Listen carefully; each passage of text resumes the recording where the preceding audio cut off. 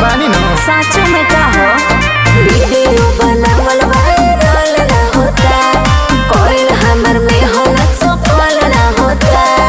दिन रात तोरा पे मेहनत होई तो कलाकार बनबे। अच्छा सुन पासवान जी के पहले शिकार बनबे, शिकार बनबे तब जाके तेहुए स्टार बनबे।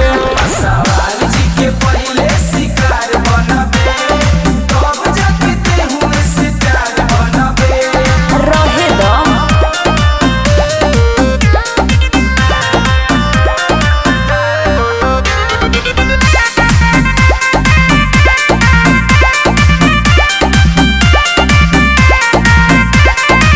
रोजे जवानी देखावतनी तब ना इंस्टा पछावतनी अब का करी हो छा जीवे जब देही पहोई खटानी हो तब मिलियन में व्यू जाई रानी हो। साचो भइल बाटे ये जियाऊ कर मायने जिन बेकार बनबे।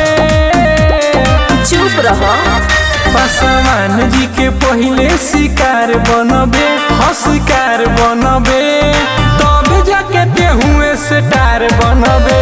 पासवान जी के पहले शिकार बनबे तब जाके तेहुए स्टार बनबे।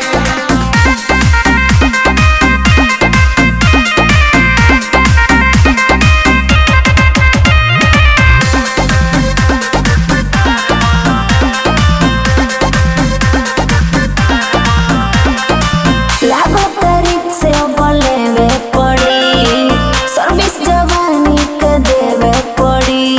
एकदम सही बात बोल रहा। हमरो उहे लागता राजू सरगम से जहिया तू मिल जाइबू ओही दिन तू मीडिया में खिल जाइबू। खुश करे में बहाना देके लगातार बनबे।